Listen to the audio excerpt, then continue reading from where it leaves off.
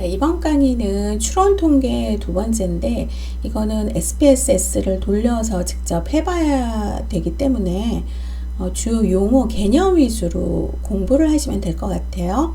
자, 두 개 집단의 평균을 비교하는 분석 방법을 할 때 t-테스트를 하고요. 그 다음에 3개 이상 집단의 평균 차이를 분석할 때 아노바를 합니다. 그리고 범주형 자료의 가설 검증에 사용되는 분석 방법으로 특정 모집단의 자료를 두 가지 변수로 분류했을 때 서로 연관이 있는지 독립적인지를 알고자 할 때 연속 변수가 아닌 두 변수 간의 상관관계를 살펴볼 때 범주에 따라서 빈도를 비교하는 독립성 검정을 사용할 때 카이 테스트를 합니다. 그리고 두 변수 간에 어떤 선형적 관계가 있는지를 분석하는 때가 코릴레이션이고요. 두 개 이상의 변수들 간에 존재하는 관련성을 분석하기 위해서 관측된 자료에서 이들 간의 함수적인 관계식을 통계하는 방법이 바로 통계적 방법으로 추정하는 것이 회귀 분석이에요. 그렇다면 여러분들 같은 경우에는 표 11-2를 보시면 돼요. 독립변수가 한 개의 명목이고 종속변수가 한 개의 명목일 때 카이스퀘어 통계 방법을 사용하고 한 개의 명목 변수인데 두 개 집단이에요. 한 개의 연속 변수가 종속 변수이다. t-테스트를 하는 거고 한 개의 명목 변수가 두 개 집단 이상이고 종속 변수가 한 개의 연속 변수일 경우에 원웨이 아노바 두 개의 명목 변수이고 한 개의 연속 변수이다. 그러면 투웨이 아노바를 하면 됩니다. 자, 그리고 t-검정 같은 경우에는 인디펜던트 t-테스트하고 페어드 t-테스트가 있어요.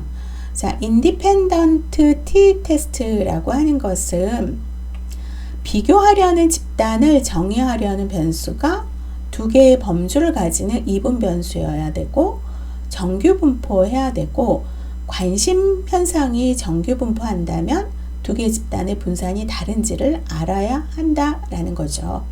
그리고 관심 현상을 측정하는 척도가 등간이나 비율 수준이어야 한다는 겁니다.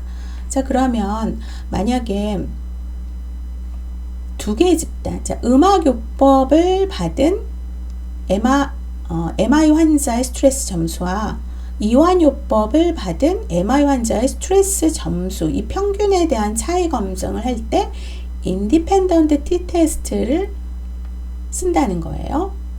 맨 휘트니 U 테스트는 그냥 한번 보시고요. 그 다음에 대응 표본 t-테스트라고 하는 것은 페어드 t-테스트.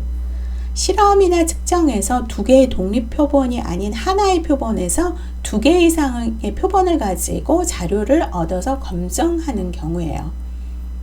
보면은 어머니 키와 성인 딸의 키, 어머니 딸의 키 차이 해서 이거는 이제 짝으로 비교하는 거거든요.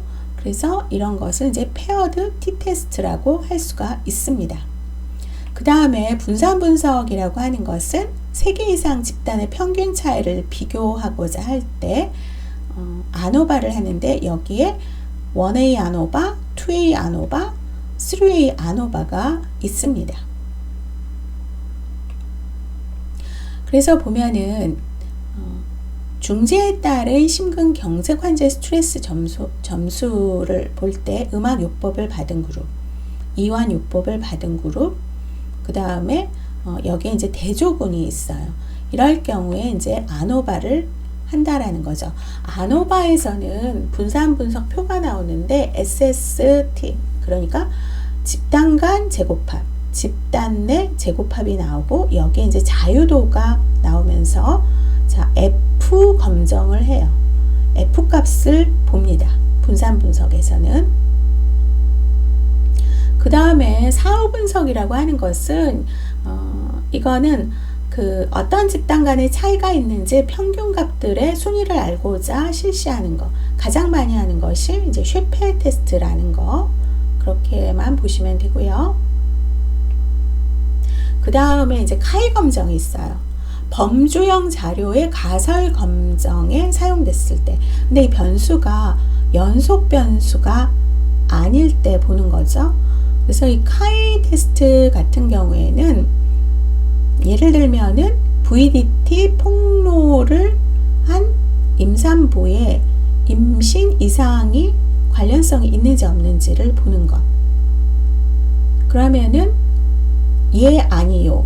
그 다음에 정상, 비정상 이렇게 나오는 거죠. 범주형 범주가, 연속형 범주가 아닌 거죠.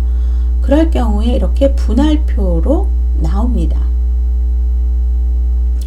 그 다음 상관분석이라고 하는 것은 두 개 변수 사이의 관계를 알고 싶을 때 상관분석과 회귀분석을 사용하는데, 상관분석은 변수 간의 관계의 강도를 측정을 하는 거예요.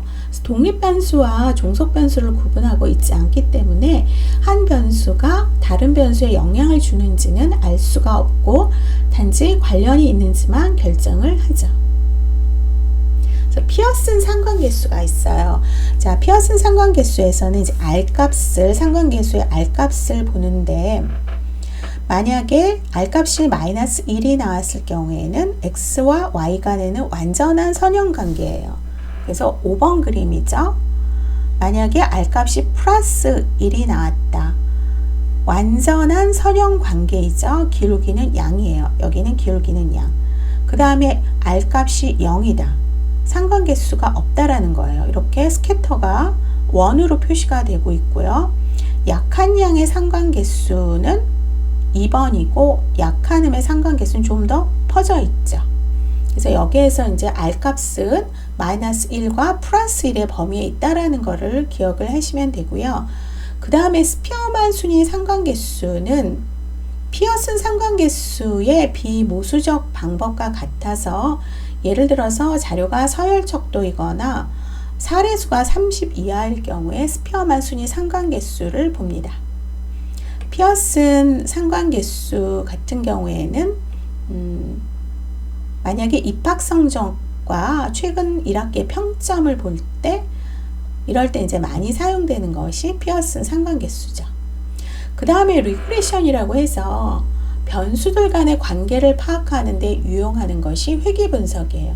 이거는 뭐냐면은 예측 또는 추정할 수 있다라는 거죠. 독립변수의 변화에 따라서 종속변수가 어떻게 변화되는지를 예측하기 위해서 그 관계를 함수관계로 나타냅니다. 자, 회귀분석은요, 독립변수와 종속변수 모두 연속형 자료여야 돼요. 그리고 직선관계를 갖고 있어야 합니다. 선형회귀를 위한 분산분석이라고 해서 여기에 설명되지 않는 편차가 나오고 설명되는 편차가 나와요. 결정계수는 추정된 회귀 모양이 얼마나 정확하게 y를 추정하는지 나타내는 것이에요. 그 다음에 이제 슐레더 검증이 있는데, 슐레더에서 보면은 우리가 앞에서 배웠죠. 그래서 재검사법, 동형검사법, 내적 일관성 계수에서 이제 크롬바흐 알파를 구하는 그 측정 방법이 나오죠. 자, 이렇게 정리를 하시면 되겠습니다. 감사합니다.